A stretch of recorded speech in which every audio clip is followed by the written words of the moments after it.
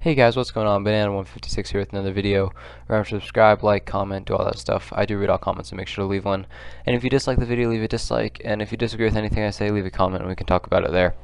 So, this video I'm going to be talking about euthanasia. And now I will be talking about more in a philosophical sense than I normally do with topics like this or like how I talked about abortion. I think I will remake the abortion video too, talking more about it like in a philosophical sense too. So, euthanasia. So I'm sure all of us know what euthanasia is. It's like the killing someone to minimize suffering and yeah, essentially. So now, judging by all of my other positions, it should be pretty obvious what I think about euthanasia. I think that you should be able to do it if you want to. It should be up to you. But I do think that the process should be somewhat long, so like you don't catch people like who are just in a really depressive state, who are making bad decisions because they may not actually want to die. So make it a longer process where it takes like weeks or something, weeks or months to set up. But yeah, unless they're like in a severe medical condition, and killing them and using euthanasia would minimize their suffering a lot more and be the better option. So, but what I mainly want to talk about is why euthanasia is permissible, and why there shouldn't be a real distinction between active and passive euthanasia. So first, I'm going to talk about why euthanasia overall should be permissible, and then I'll talk about active and passive euthanasia after that. So, oh, and I'm sorry if my voice sounds kind of weird. I have a sinus infection right now, so it's kind of messing with me. But yeah, so euthanasia, I think it should be permissible because in a lot of cases, it really lowers suffering, and a lot of the times living is just pure misery. You know, like if you like have a cancer patient or some other disease that is going to kill them, like it's like they're like stage 4, stage 5 cancer, it's like a done deal, they're gonna die. And keeping them around just to do chemotherapies every week or every couple days would just be miserable, and they feel sick all the time, and life is just not worth it at that point. So euthanasia should be used because it does minimize misery as much as possible for the person, and it would honestly the person would probably like it if it should be it's up to the patient, of course, but if they think it would legitimately be the better option, then yes, it should be used, because in a lot of cases I do think it can minimize misery as much as possible, and it is a lot more humane than just letting someone suffer and die.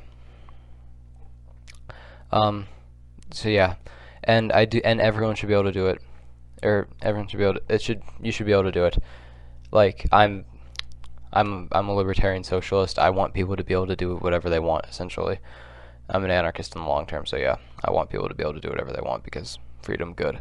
Now, passive and active euthanasia. So first, passive euthanasia is like letting someone die, like withholding treatment or whatever to let them die. You're not directly killing them, but they're dying.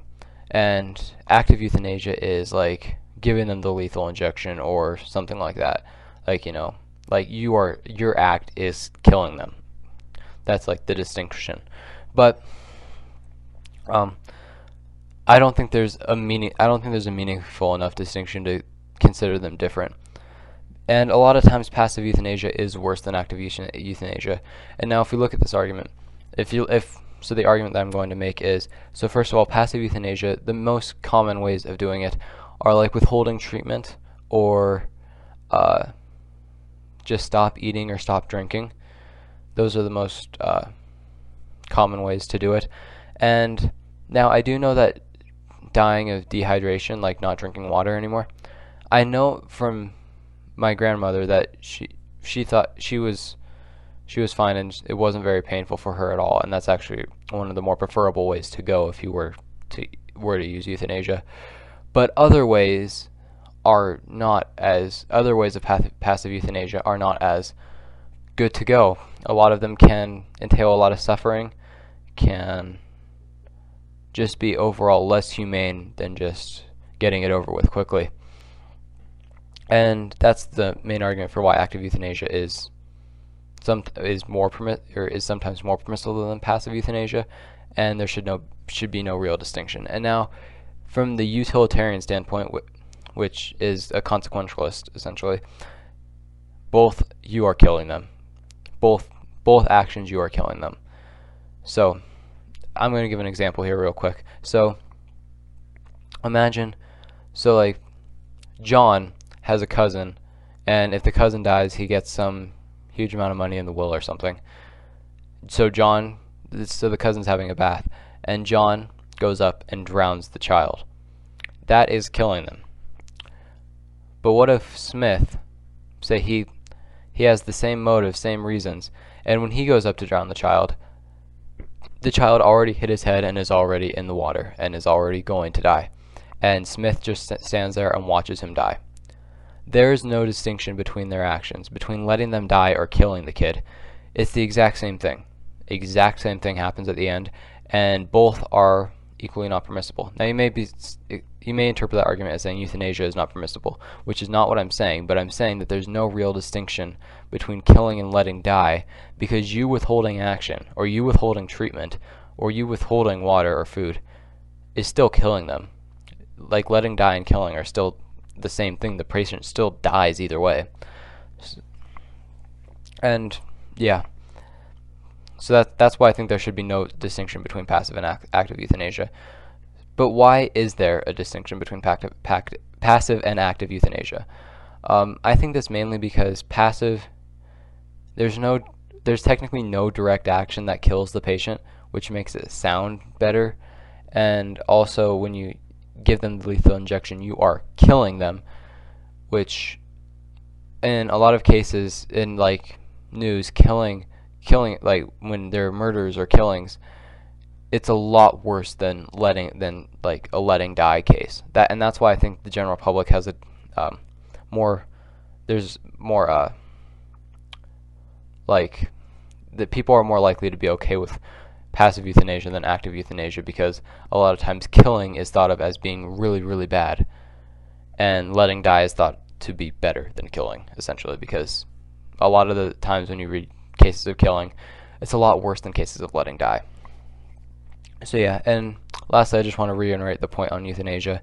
If you don't use any kind of euthanasia and keep them here when they're going to die anyway, and you just keep going through, like, chemotherapy for day after day, week after week, month after month, and they live like 4 months, say, those 4 months for the patient could have been absolutely miserable for them, and they could have wanted to die every step of the way, but because euthanasia is not legal, they could not. They had to suffer for 4 months of just pure suffering, pure. There's no happiness there at all. They're just sitting there dying, just waiting to die, and they have to keep going in, keep getting radiation treatment, and that's not an existence that's very good, is it? And I think that they should be allowed to go seek whatever kind of euthanasia they want. It's their choice. They should be able to do whatever they want. If they want to do passive euthanasia, that's fine. If they want to do active euthanasia, that's fine. You should be able to do whatever you want, and I'm a firm believer in freedom and not really any restrictions on that kind of thing. Or it's like, you have a right to do what you want. In my opinion, you have the right to do what you want to your body, and you have what to do with your life. If you want to use, if you're in that situation, or if you're in any situation and want to use euthanasia, and you are sure that is what you want to do, I don't see why not. So yeah, I hope you guys enjoyed this video. Remember to subscribe, like, comment, do all that stuff. I do read all comments, so make sure to leave one. And yeah, if you dislike the video, leave a dislike. If you disagreed, leave a comment and we can discuss it there. But yeah, I hope you guys enjoyed this video. It was really fun to make, and yeah, expect more, like, socialist videos in the future, like class struggle and stuff like that, because I do have some of those in the works. But yeah, thank you all for watching. I hope you guys enjoyed this video, and yeah, I will see you guys next